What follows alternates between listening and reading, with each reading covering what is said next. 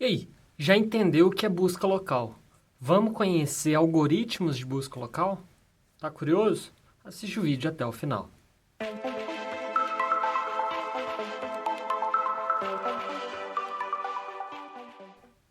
Olá, meus queridos alunos, vocês estão bom, né? Na última aula, a gente explicou o que é busca local, a diferença da busca local nela não reter o caminho, mas está baseada apenas em um snapshot ali, apenas em um momento, em uma situação. Essa é a principal diferença dela para os outros algoritmos. Agora, a gente vai entender algoritmos de busca local. O primeiro algoritmo que a gente vai falar é o algoritmo de busca de subida de encosta, que chama Hill Climbing. Bom, esse algoritmo, como o nome sugere, é a subida da encosta, é a subida de um morro. Como que ele vai funcionar? Ele vai ter um laço repetitivo que se move de forma contínua no sentido do valor crescente, que é a nossa função de avaliação, encosta acima. Quando ele chega em um pico, ou seja, o sucessor dele não é maior do que ele para. Simples, né? Então, quais são algumas características dele, né? Ele não examina antecipadamente valores de estados além dos vizinhos imediatos do estado corrente. Então, chegou em um ponto, olhou para um lado, olhou para o outro. É isso. Se ao invés dele buscar pelo maior valor, for utilizada uma estimativa de custo de heurística K, encontramos o vizinho com H mais baixo. Então, quando a gente está tratando do objetivo, como eu falei na última aula, a gente quer sempre um valor acima. Quando a gente está falando de custo, a gente quer sempre o menor valor. Essa é a busca, a técnica de busca local mais simples que a gente vai ver. Entendeu? Vamos trazer um exemplo. Se a gente vai, por exemplo, das 8 rainhas, né? Então, em cada estado, 8 rainhas no tabuleiro, em uma coluna cada rainha. A gente tem que achar onde elas não cruzam, como a gente viu na última aula. Ficou com dúvida, é só olhar na última aula. Então, a gente tem que mover uma rainha para outro quadrado na mesma coluna. É isso que a gente pode fazer. Qual que é a nossa função heurística? É o número de pares de rainhas que não estão atacando umas às outras. Beleza, que estão atacando umas às outras, desculpa. O nosso objetivo é ter a nossa heurística igual a zero, que é o número nenhuma rainha tendo conflito. Isso gera 8 elevado a 8. Então, o nosso tabuleiro ele tem 8 lados, né, um quadrado, 8 por 8. Isso gera 17 milhões de estados. Então, a gente precisa de algo para nos ajudar. Como que esse algoritmo ele pode nos ajudar? A gente tira um snapshot e a gente avalia todas as posições. Então, nesse caso aqui, ó, o nosso H atual é 17. Então, a gente tem 17 rainhas, pares de rainhas entrando em conflito ali, fazendo todas as combinações delas possíveis. Nessa imagem, a gente vê lugares onde a gente pode ter valores menores, que seria o valor de 12. Então, essa é o melhor valor que a gente consegue para a aproximação. Nesse caso aqui, como a gente tem múltiplos valores igual a 12, a gente vai escolher de forma aleatória o valor igual a 12. Então, a gente quer o melhor possível que vai trazer o menor custo para a gente, né? Menos conflitos de rainhas, é o valor 12. Então, ele vai ser escolhido. Beleza. No final das contas, né? Esse algoritmo é um algoritmo de busca gulosa local porque a gente não armazena o passo a passo, que a gente não mantém o histórico. Essa abordagem ela tem bons resultados para alguns problemas. E muitas vezes ele progride muito rápido. Mas existem casos em que a gente não vai conseguir. Então, por exemplo, desse estado aqui para esse estado aqui, que é uma solução, foram apenas 5 passos. Então, a gente conseguiu evoluir de uma forma muito rápida. Se a gente analisa os casos, né, a gente vai ver que um estado inicial aleatório,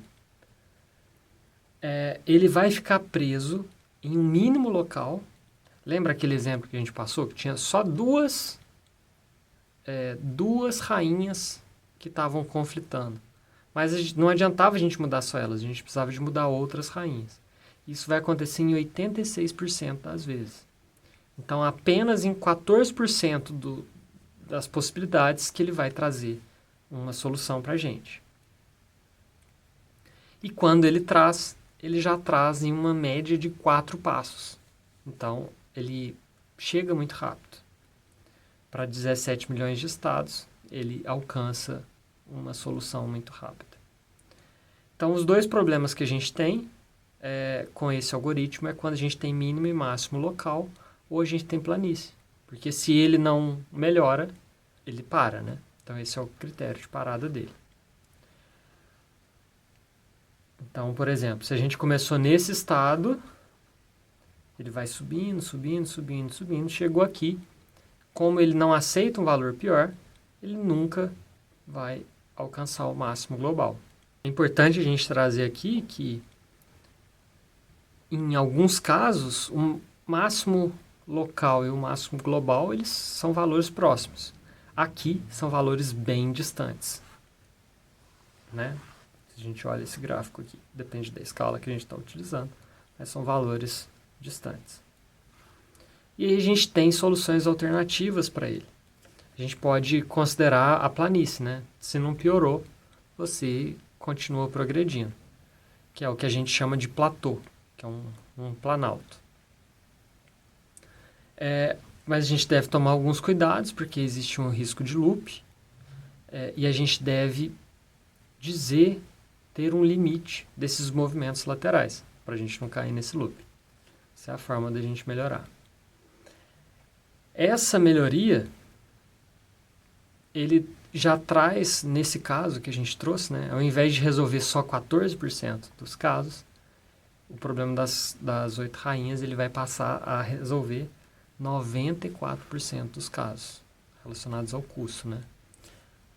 Em contrapartida, ele vai demorar em média 21 passos para cada instância bem-sucedida e 64 casos para cada falha. Então,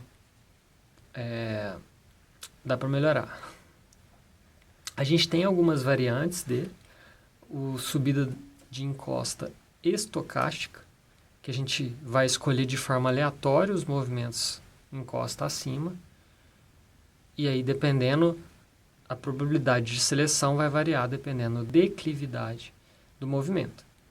E a gente tem o subida de encosta pela primeira escolha, que ele implementa a subida da encosta estocástica, gerando sucessores ao acaso, até ser gerado um sucessor melhor que o estado corrente. Então, ao invés de simplesmente olhar para o lado, ele joga aleatoriedade ali e gera um outro valor, a gente compara, se for, a gente muda. Como principais considerações, esse algoritmo ele não é ótimo, não é completo, e o desempenho vai depender muito de como estão o espaço de estados. Se houver poucos platôs e máximos locais, a subida de encosta com reinício aleatório encontrará uma boa solução bem rápida. Caso contrário, ainda assim é um problema. Beleza, vamos partir para o nosso segundo algoritmo, é o da têmpera simulada. O algoritmo da têmpera simulada é uma combinação do algoritmo de subida da encosta com um percurso aleatório, que busca, de algum modo, trazer uma eficiência e uma completeza para as ações dele. Ele também não aceita o algoritmo, né, que não faz uma encosta abaixo, ele pode ser ruim, ele vai ficar preso em um máximo local ou em um mínimo local. Se a gente simplesmente joga um percurso aleatório, ele vai ser bem ineficiente, ele vai ser quase uma busca cega. E aí, a têmpera simulada vai combinar esse nunca descer com valores aleatórios. Como? Então, ao invés de pensar na subida da encosta, a gente começa a pensar na descida do gradiente. Ou seja, vamos minimizar o nosso custo. E aí a gente vai colocar uma bola, imagina que a gente está colocando uma bola de ping-pong em um buraco. Então, a gente tem uma fenda e a gente está colocando uma bola de ping-pong aqui no meio. E aí, quando a gente deixa a bola rolar, ela sempre vai parar nesse mínimo local. Mas se a gente agitar, pode ser que essa bola saia desse mínimo local e pule. Essa é a ideia da têmpera simulada. E à medida que ele vai mudando, a gente vai diminuindo esse gradiente, vai diminuindo a força do impacto. Então vamos lá.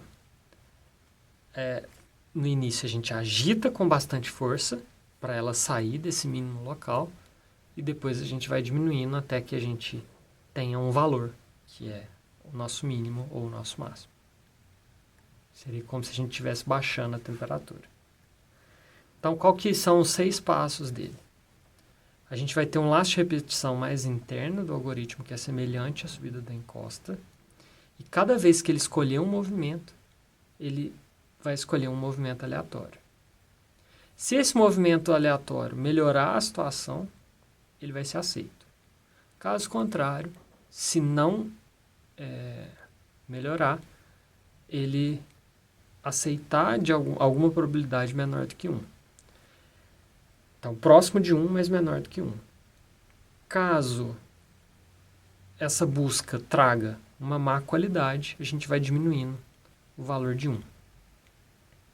Então, à medida que o balanço foi melhorando, a gente reduz a temperatura. Por isso, a têmpera simulada. Então, a partir disso, com essa lentidão do algoritmo, vai encontrar um ótimo global próximo de 100%. Os movimentos da encosta abaixo são prontamente aceitos no início do escalonamento da têmpera e depois com menor frequência com o decorrer do tempo. Então, é bem isso que eu expliquei. Ele vai tentar sempre ir subindo. Caso ele não suba, ele joga um valor com uma probabilidade alta para ele tentar sair desse buraco. Saiu desse buraco, a gente começa a explorar outros valores. Vai diminuindo até que a gente chega nesse ótimo global, para ele não ir gangorrando demais. Vamos colocar assim. Aí o terceiro algoritmo que a gente vai ver nessa aula é o busca em feixe local. O que ele faz? Nesse algoritmo, ao invés da gente simplesmente manter um estado em memória, ele vai manter K estados em memória. Os K estados, eles vão ser inicialmente gerados, K estados, né, aleatoriamente. E aí, em cada passo, são gerados todos os sucessores de todos os estados de K. Ele vai ver todos os Ks, qual que deles que vai melhorar. Se um deles for o objetivo, a gente encerra o algoritmo para. Se não, ele vai escolher os K melhores sucessores. E aí ele vai repetindo até que a gente tenha um valor que chega no objetivo. Então, esse é o algoritmo de busca em feixe local. Ao invés de um valor, a gente tem K valores gerados aleatoriamente. Vamos pegando o sucessor de cada um desses Ks até que a gente atinja o objetivo. Essa é a ideia.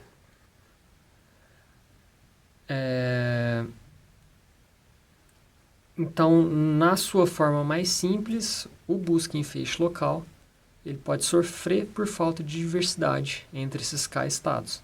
Eles podem estar muito próximos, né? Isso vai ser um problema. E aí eles vão, pensando ali no nosso gráfico, eles vão ficar agrupados ali, vão estar muito perto. E a gente não vai explorar casos mais distantes. E aí a gente tem uma variação dele, que é a busca em feixe local estocástica, que é ao invés de escolher os K melhores, a partir dos sucessores, a gente escolhe K sucessores de forma aleatória. E aí, a gente encontrou um melhor, a gente mantém eles. Ele, então, guarda uma semelhança com o processo da seleção natural descrita, né? Então, sucessores de um estado, que são um organismo, ocupam a próxima geração de acordo com seu valor, que é a adaptação ou fitness, no conceito de teoria evolutiva. Quando a gente vê algoritmos genéticos, isso pode ficar um pouco mais claro. Então, fazendo um resuminho aqui, né? Subida da encosta, achamos um valor, vamos sempre pegar um sucessor melhor do que ele, bem guloso.